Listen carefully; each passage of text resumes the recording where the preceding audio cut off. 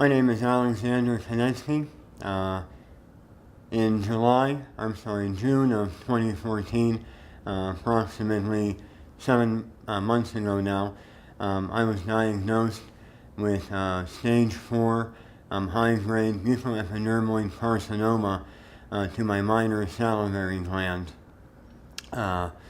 In August, I had undergone the first surgery to remove the tumor, and then the following month I had undergone an additional procedure to perform the reconstruction. As a result of the removal of the tumor, part of my upper jaw or maxilla was removed, right in this side here, along with 6 teeth, and my hard and soft palates were also both removed almost entirely. The way that I first came to even discover that I had what ended up being cancer at all was one day I woke up with one of my upper teeth in my mouth. At some point I must have been grinding my teeth, and the tooth actually broke off and was in my mouth. When I went to the oral surgeon, he began to do a brief examination of the area behind the tooth, poking it with his thumb. And he said, "How long has your palate been spongy?" And I said, "I wasn't aware of any sponginess of any kind." He said, "Well, I think there's something going on there that we should really have a look at." And he had given me a referral for an MRI. So I went to Dr. Patuch's, and he said the same thing. He said it could be hundreds of possibilities, 99% of which are benign and nothing, and he would be able to take care of it easily.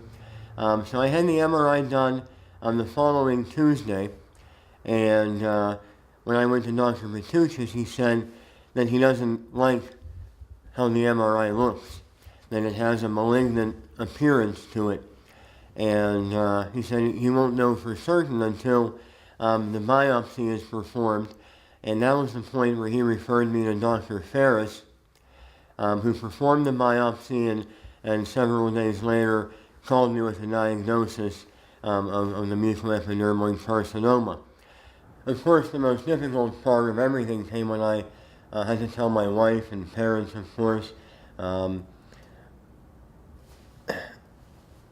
It was odd because at no point during the initial discussion with Dr. Ferris in the immediate aftermath did I ask myself, why me?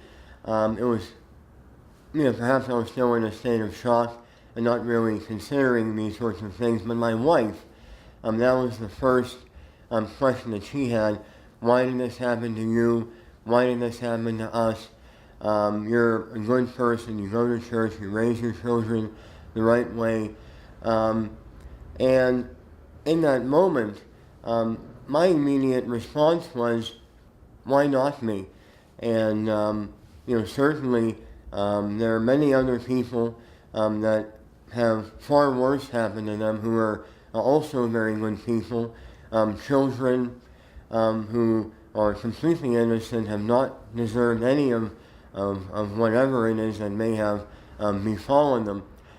So I never really had any problems reconciling the journey that lay ahead of me.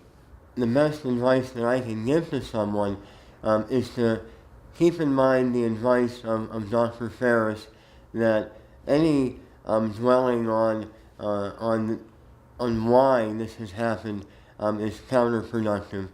To keep your mind set on the task in hand, and to really enlist the support of as many people as possible, and certainly not to keep it internalized.